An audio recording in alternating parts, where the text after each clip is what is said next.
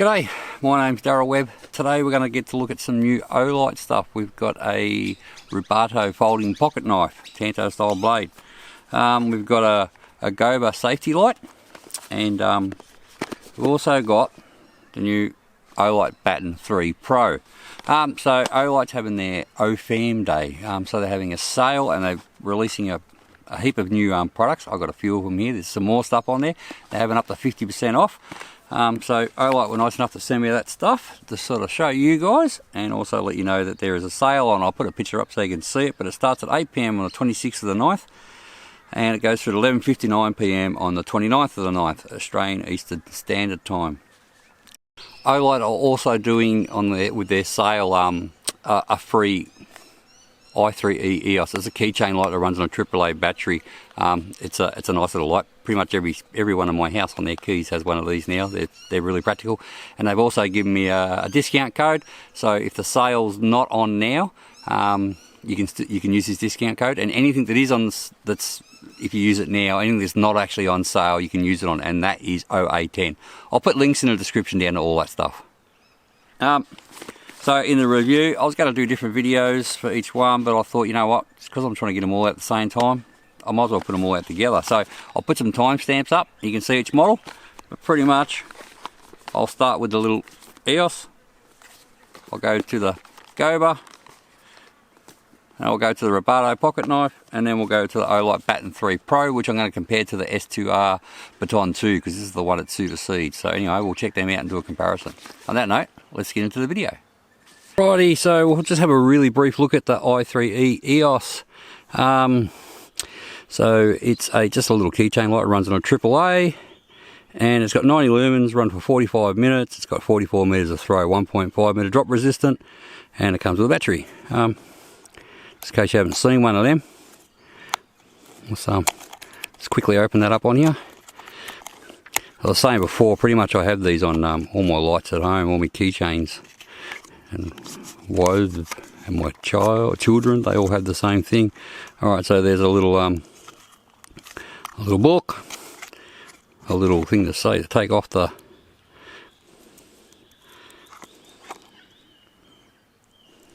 take that out. See, double O-ring there. This one's in a what's it called? Something copper, like rustic copper, aged copper. But yeah, there you go. You can see it. They're actually really bright. They're really practical. Alright, that's all we'll show about that. I didn't really have to do a review on that because they're keychains, like they're not exactly that complicated, but you get to see them. Alright, now this little Gober. Let's have a quick look at this little Gober. So this one's actually a kit.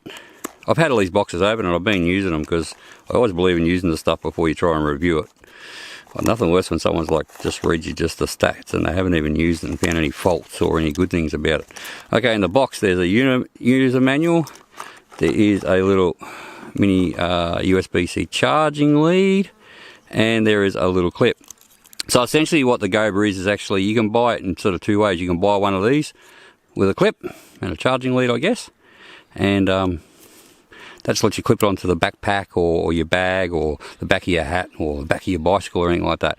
And pretty much this part of it is like if you buy it as a kit. So you get two of the little units, and you get this thing. You're meant to be able to put an air tag in there, but it also comes with a like a little lanyard there, so you can hook it onto. They show in their thing on the website. They actually show it like hooked onto a dog's collar, but you can hook it onto anything. But essentially, how they work is if you hold that down, it will turn on. Now I got it in flashing mode. So when it's in flashing mode, quick change. You can change colour. You got green. You got blue. It'll just stay flashing like that. You got white, because again it goes back to red. If you double click it, it goes to the constant mode, and then to go through them, get the different colours, white, and then it will go to red, green, blue, so like that. And you can have them both on, obviously, and hold it back in, and it turns it off. Just a good little light. And I said the idea that you can sort of stash things in there is quite good. I don't have any air tags, so I haven't tried that. Just a quick little thing, we'll just go over some of its numbers there.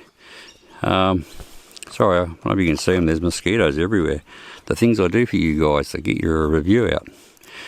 We'll just go quickly into the user manual, and I'll just give you some of the runtime. So it's got 4 lumens. So you've got constant on mode, will run for 11 hours. In flashing mode, it'll run for 21.5 hours. In the red, green, blue transition, it'll go for 28 hours. And it's got SOS mode, which I didn't show you. It'll run for 25 hours. So if you press it 3 times, well, you've got to turn it on first. And then 3 times. And it will do SOS. Alright, let's go on to the next, which I guess we'll have a look at the Rubato knife. Alright, let's look at the Rubato oknife folding pocket knife. It has a 154cm stainless steel blade. It's not 154 centimeters. The blade is 154 cm. It's very similar to like 420 or 440 high carbon steel, like they use in the in buck knives. And it's got a G10 handle, and it weighs 102 grams. I said I've been using this one too. Anyway, we'll get it out and let you have a look. So you got a little message there from. Yeah, so once you sort of got it out of its packet, you've got a little coin there, a little Rubato coin, oknife, Outdoor Elite, and you got the blade itself. So this one is a slide lock, like some other popular brands. I believe this is oknife's first slide lock, but it's quite nice. It's got like a distressed black look. It reminds me of an old Walther firearm. They always seem to look like that. But it's G10 handles, metal liners, all the alignment and whatnot is actually really good. Hopefully you can see that in there. It is one hand flickable. It has the thumb stud on either side, so you can do it left or right handed. And I said then the lock is actually a slide lock style. So you know they get a really good firm lock. There's literally like maybe the tiniest bit of movement I can get in the actual folding action, but very high quality. To fold it again, you just slide that back, and the knife shuts. It feels good in the hand. Its size and weight is really practical. It's got chimping and a little bit of a kick up there with the jimping. Sorry. So you actually get a nice purchase on it, and so I got to say. You know, like I was really impressed with the Freeze 2 knife. It was a lot better than I expected it were going to be. They actually feel like a very high-end knife. I guess they're probably priced accordingly. You know, I wouldn't call them a super budget knife, but they've definitely got some good quality steel, and the blade designs and the handle designs are all very practical. As I was sort of saying, the jimping at the back there, and you can get your hand right up in there, even if you're someone who does reversive or things like that there. The jimping's just right to fit into the little palm swell there, and that it's all actually really nice. And if you're into those tactical style knives, this one looks like it definitely will be on the mark. As far as for me, tan-tail stove blades, they definitely have a tactical look, but I find they're still pretty practical. You know, you can still use it for cutting up food, and you know, obviously they've got very good stabbing action having the tan-tail style blade, but they actually are still quite a practical blade design.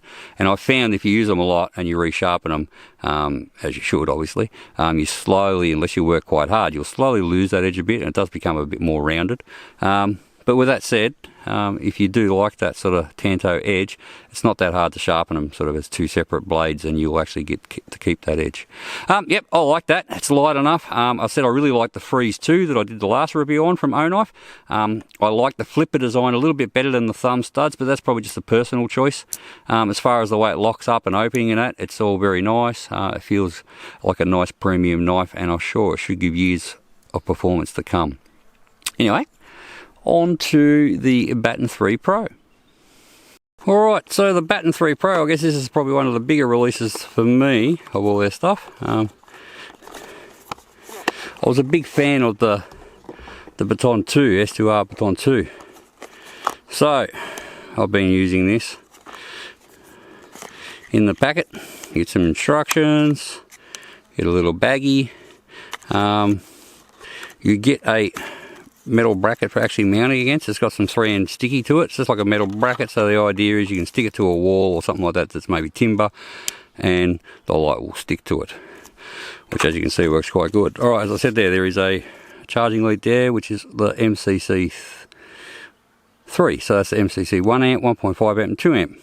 Alright, some goodies there, definitely. Alright, so I'm going to pair this to the S2R Baton 2 because I really did like that light, but it was a little bit light on horsepower, and this one they've jumped up a fair bit. So I'll just go over quickly. So it's lumens on turbo, it's 1500 lumens. Runtime is, it'll go for 2 minutes on that, then it'll drop down to 600 lumens to go for 177 minutes, and it's got 175 metres of throw. High 600 lumens, 120 minutes. Medium's 120 lumens, 17 hours. Low is 15 lumens and goes for 100 hours. And Moonlight is 0.5 of a lumen, goes for 120 days. That's pretty great, that's like 4 months. Anyway, alright. You can also get it in cool white or neutral white. This is in cool white, you'll see in the beam shot, because the S2R2 that I got is a warm white. Let's have a quick look at the light. So I've done a few smart little things with this. I'll put them side by side so you can actually see. I'll put them side by side with the S2R Baton 2, as I said, because form factor wise, and it's very, very similar. This new one is a tiniest bit longer. That's all. It's not much in it at all. Okay, you can also see the button. The button is a lot bigger. They call it concaved. It's a lot easier to find because it's so much bigger.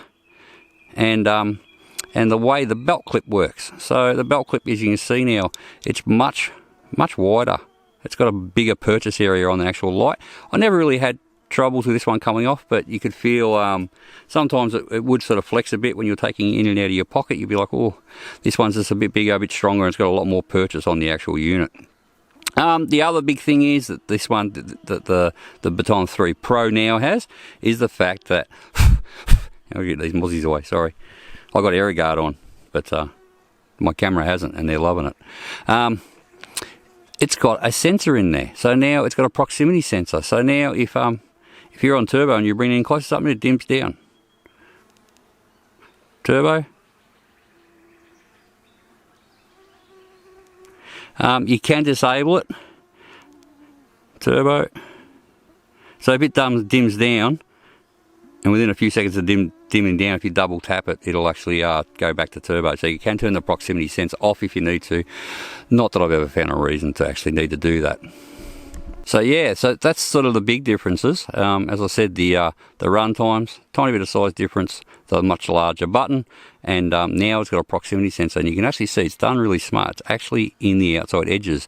Now typically, this one doesn't have one at all, but typically they've got a little black spot in one of the corners, and you can sometimes see it changes the size and shape of the beam.